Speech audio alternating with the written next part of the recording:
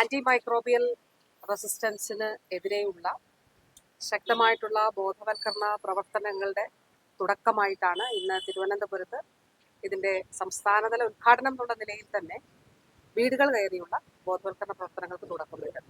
AMR-മായി ബന്ധപ്പെട്ട് കേരളം ലോകാരോഗ്യ സംഘടന ഇതുമായി ബന്ധപ്പെട്ടിട്ടുള്ള പ്രമേയങ്ങൾ പാസ്സാക്കിയ ഒരു ഘട്ടം മുതൽ തന്നെ വളരെ ശാസ്ത്രീയമായിട്ടുള്ള പ്രവർത്തനങ്ങൾ നടത്തുകയും രൂപരേഖകൾ തയ്യാറാക്കുകയും അതോടൊപ്പം ഒട്ടേറെ കാര്യങ്ങൾ ചെയ്തു മുന്നോട്ട് പോവുകയും ചെയ്യുകയാണ്. ഒരു ഉദാഹരണം പറഞ്ഞാൽ, കഴിഞ്ഞ വർഷം സംസ്ഥാനത്ത് മെഡിക്കൽ സ്റ്റോറുകൾ വഴി പ്രിസ്ക്രിപ്ഷൻ ഇല്ലാതെ ആന്റിബയോട്ടിക്കുകൾ കൊടുക്കരുത് എന്നുള്ളൊരു കർശന നിലപാട്, വാസ്തവത്തിൽ അത് കൊടുക്കാൻ പാടില്ല, എന്നാൽ അതിലൊരു കർശന നിലപാടും പരിശോധനയും സംസ്ഥാന സർക്കാർ കഴിഞ്ഞ വർഷം ആരംഭിച്ചു. അതിന്റെ ഫലം ആന്റിബയോട്ടിക്കുകളുടെ വിൽപ്പനയിൽ കഴിഞ്ഞ വർഷം സംസ്ഥാനത്തും ഉണ്ടായിട്ടുണ്ട്. ഏതാണ്ട് 20 മുതൽ 30% വരെ റിഡക്ഷൻ, കുറവ് ആന്റിബയോട്ടിക്കുകളുടെ വിൽപ്പനയിൽ ഉണ്ടായിട്ടുണ്ട്. പരിശോധനകൾ നടക്കുന്നുണ്ട്. അപ്പോൾ അത് ഒരു പൂർണ്ണമായി ഇപ്പോൾ കൊടുക്കുന്നില്ല എന്നുള്ളതല്ല, കൊടുക്കുന്നുണ്ടെങ്കിൽ അത് പരിശോധനകൾ നടക്കുന്നുണ്ട്. പരിശോധനകൾ നടത്തി നടപടിയെടുക്കുന്നുണ്ട്. ലൈസൻസ് സസ്പെൻഡ് ചെയ്യുന്നത് ഉൾപ്പെടെയുള്ള നടപടികൾ സ്വീകരിക്കുന്നുണ്ട്. അപ്പോൾ അതിൽ ബോധവൽക്കരണ പ്രവർത്തനവും വളരെ പ്രധാനപ്പെട്ടതാണ്. ഇനി പൊതുസമൂഹത്തിന് ഇത്തരത്തിൽ ആന്റിബയോട്ടിക്കുകൾ ആരെങ്കിലും ഏതെങ്കിലും മെഡിക്കൽ സ്റ്റോർ പ്രിസ്ക്രിപ്ഷൻ ഇല്ലാതെ നൽകുന്നുണ്ടെങ്കിൽ അത് അറിയിക്കുന്നതിന് വേണ്ടിയിട്ടുള്ള ടോൾ ഫ്രീ നമ്പർ ഉൾപ്പെടെയുള്ളവ ഡ്രഗ്സ് കൺട്രോളർ ലഭ്യമാക്കിയിട്ടുണ്ട്. അത് അറിയിക്കുന്നതിന് വേണ്ടിയിട്ടുള്ള സൗകര്യങ്ങളും ലഭ്യമാക്കിയിട്ടുണ്ട്. അതിൽ നടപടിയും എടുക്കും. ഇപ്പോൾ ഇത് ലോകാരോഗ്യ സംഘടന ഇതിനൊരു സൈലന്റ് പാൻഡമിക് എന്നാണ് പറയുന്നത്. നിശബ്ദ മഹാമാരി എന്നുള്ളതാണ് വിശേഷിപ്പിക്കുന്നത്. 2050 ആകുമ്പോഴേക്കും, വളരെ ലളിതമായ വാക്കുകളിൽ പറഞ്ഞാൽ, രോഗാണുക്കൾ, അത് വിവിധ തരത്തിലുള്ള രോഗാണുക്കൾ ആന്റിബയോട്ടിക്കുകൾ ഉൾപ്പെടെയുള്ള മരുന്നുകൾക്ക് മീതെ ആർജിക്കുന്ന ഒരു പ്രതിരോധം, അതാണ് ഈ ആന്റി മൈക്രോബിയൽ റെസിസ്റ്റൻസ്. അത് മനുഷ്യരിൽ മാത്രമല്ല, മറ്റു കന്നുകാലികളിലും കോഴികളിലും അങ്ങനെയുള്ള മൃഗങ്ങളിലും പക്ഷികളിലും ഒക്കെ ഇത് ഉണ്ടാകാം. അപ്പോൾ നമ്മൾ ആന്റിബയോട്ടിക്കുകൾ അലക്ഷ്യമായി വലിച്ചെറിയുന്നത് പ്രകൃതിയെ തന്നെ ദോഷകരമായിട്ട് ബാധിക്കും.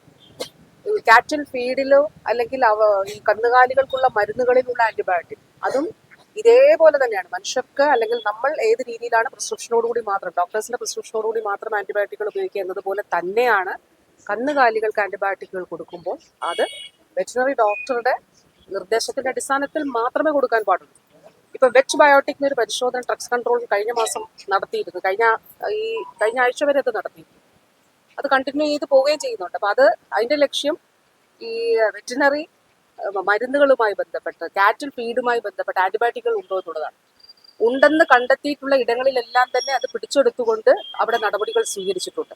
അപ്പൊ ഇത് എല്ലാവരും ചേർന്നുള്ള ഒരു കൂട്ടായിട്ടുള്ള പരിശ്രമമാണ്. ഇപ്പോൾ ഈ ആരോഗ്യ കേന്ദ്രങ്ങൾ, ആശുപത്രികൾ എന്ത് ചെയ്യണം? ഇപ്പോൾ നമ്മൾ ആശുപത്രികളിൽ അതിനു വേണ്ടിയിട്ടുള്ള ഒരു ശാസ്ത്രീയമായ ഡോക്യുമെന്റ് തയ്യാറാക്കിയിട്ടുണ്ട്. ആ ഡോക്യുമെന്റിന്റെ അടിസ്ഥാനത്തിൽ നമ്മൾ പനി ആയി അല്ലെങ്കിൽ കടുത്ത പനിയായി ഇൻഫെക്ഷനൊക്കെ ആയി ആശുപത്രിയിലേക്ക് പോകുമ്പോൾ ആദ്യം ഹൈ എൻഡ് ആന്റിബയോട്ടിക് അല്ല നൽകേണ്ടതായിട്ടുള്ളത്.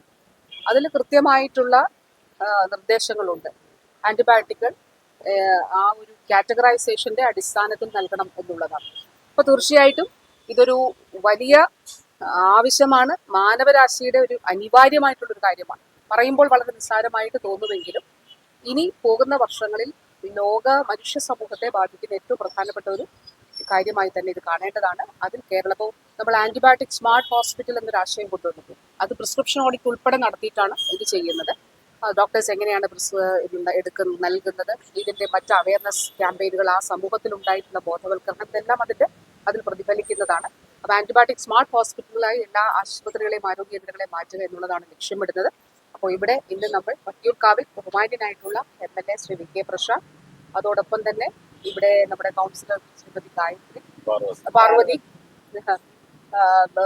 പ്രിയപ്പെട്ട SMD ഡോക്ടർ വിനീത് ഗോയൽ, അതുപോലെ ADHS doctor Nandakumar, doctor Aravind, അദ്ദേഹം AMRന്റെ സ്റ്റേറ്റിന്റെ ചുമതല വഹിക്കുന്ന ഒരു ഡോക്ടർ വ്യക്തി കൂടിയാണ്.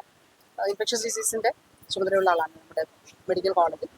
അതുകൂടാതെ DMO doctor Bindu, DPM doctor Asha, MO നമ്മുടെ അരുണിമ ഡോക്ടർ, നമ്മുടെ ആശ, എല്ലാവരും, അതുപോലെ